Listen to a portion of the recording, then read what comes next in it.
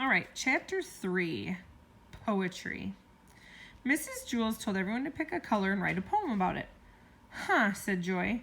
For example, said Mrs. Jules, if brown was your favorite color, you might write, at the circus I saw a clown. On his face was a great big frown.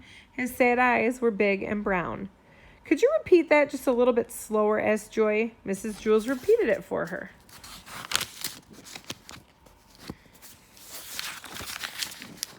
Ooh, I'm going to do purple, said Rondi. Rondi loved anything purple. You can't do purple, said Allison. I'm doing it. So, said Rondi, Mrs. Jules didn't say two people couldn't do the same color. But purple is my favorite color in the world. My favorite color in the world, said Allison. Rondi and Allison were best friends, but Allison always got her way. Rondi switched to blue. Joe raised his hand. I don't know what rhymes with red, he said. Mrs. Jules gave him a few suggestions. Bed, lad, wed. Think of words that end in ed. Oh, I get it, said Joe. He set to work. Rondi tried to think of words that rhymed with blue. She raised her hand. Mrs. Jules, she said, I chose blue. Can I rhyme that with zoo? Yes, that would be a good rhyme, agreed Mrs. Jules. How about glue? Asked Rondi. Yes, that rhymes too, said Mrs. Jules. Oh, I know, said Rondi. How about stew? Just pick one and get started, said Mrs. Jules. Rondi smiled. This is fun, she told Allison. There are lots of words that rhyme with blue. Allison grunted. Nothing rhymed with purple. In her mind, Allison had gone through every letter of the alphabet. Arple, burple, kerple, derple, all the way to zerple. But after making a big stink over it with Rondi, she couldn't switch colors now. Rondi was just about to start her poem when she got an even better idea. Love that's true. Poets are always writing about love that's true, aren't they, Mrs. Jules? Sometimes, said Mrs. Jules. Rondi smiled, except she really didn't know much about true love. Morning dew, she said. Poets write about morning dew, too, don't they, Mrs. Jules? I believe so, said Mrs. Jules. Dana walked to Mrs. Jules' desk. I can't think of anything that rhymes with pink, she complained. I'm sure you'll think of something, said Mrs. Jules. She winked at her.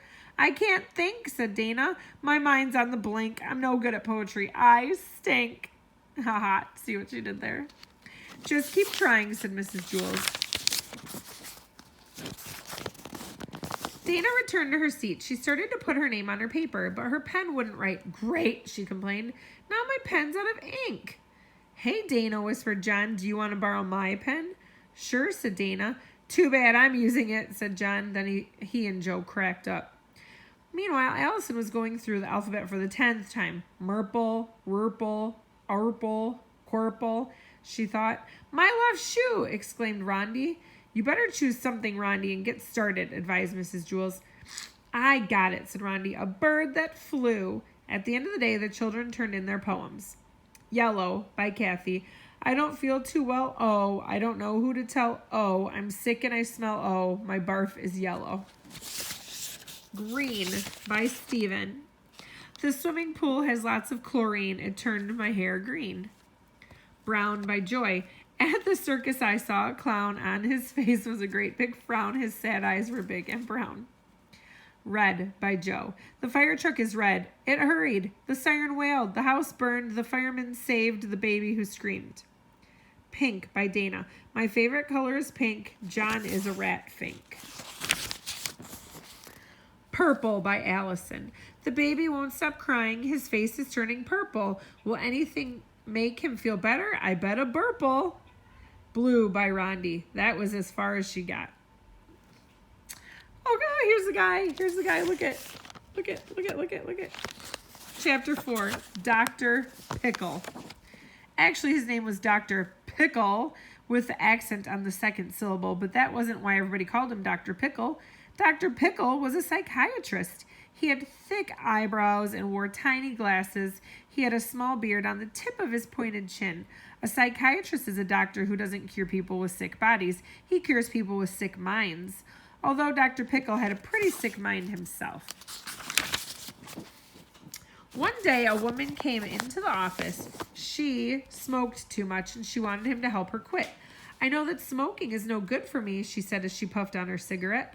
It's bad for my heart. It fills my lungs with gunk, and my husband won't kiss me because my breath stinks, but I can't quit. She finished her cigarette, smushed it out in an ashtray, then immediately lit another one. Have a seat, said Dr. Pickle. She sat down on the couch. "Look into my eyes," said Dr. Pickle. The woman stared into his deep, penetrating eyes. Dr. Pickle held up a gold chain. At the end of the chain was a green stone that was almost transparent, but not quite. It looked like a pickle, hence his name. "Watch the pickle," he said as he gently moved the chain. The pickle went back and forth, back and forth, back and forth. The woman's eyes went back and forth, back and forth, back and forth. "Put down your cigarette," Dr. Pickle said in a strong but gentle voice. The woman set her cigarette in the ashtray as she continued to stare at the pickle. "You are getting sleepy," said Dr. Pickle. "Your eyelids are getting heavy." The woman blinked her eyes. "When I count to 3, said Dr. Pickle, "you will fall into a deep, deep sleep. 1, 2, 3.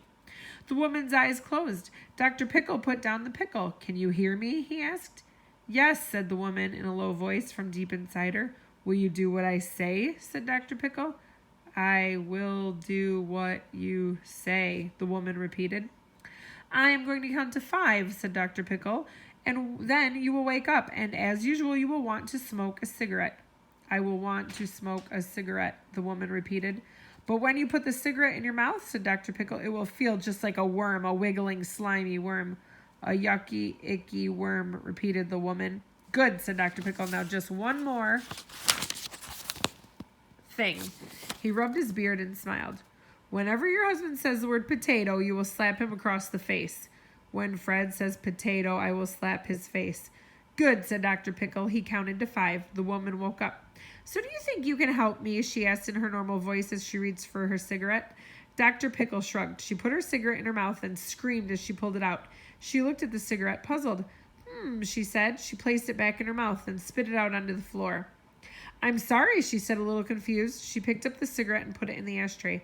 "That's all right," said Dr. Pickle. She took out a new cigarette from her pack, but as soon as she put that in her mouth, she spit it out too. "I'm sorry," she said again. "I don't know what's come over me." She walked out of his office, shaking her head. She dropped her pack of cigarettes in the trash. She never smoked again. That's a good lesson, you guys. You shouldn't do that either. It's gross. It was an interesting thing about the word potato. Whenever Fred said it, she slapped him, and he'd ask her why she slapped him, but she never remembered slapping him, so they'd get in a big fight, each calling the other crazy. Then they'd kiss and make up, which was nice because her breath didn't stink. They never figured out it had anything to do with saying potato. How could they? But deep down, they both must have realized it somehow, because while they used to eat lots of potatoes, they gradually ate fewer and fewer until they finally stopped eating them altogether. Dr. Pickle was a good doctor, but he kept playing those kinds of jokes on people. There was a woman who quacked like a duck whenever she saw a freight train with more than 20 cars. There was a man who took off his shoe anytime someone said parking meter. Eventually, Dr. Pickle was caught, and he was no longer allowed to practice psychiatry, so he had to find another job. He became a counselor at an elementary school. Ha ha ha.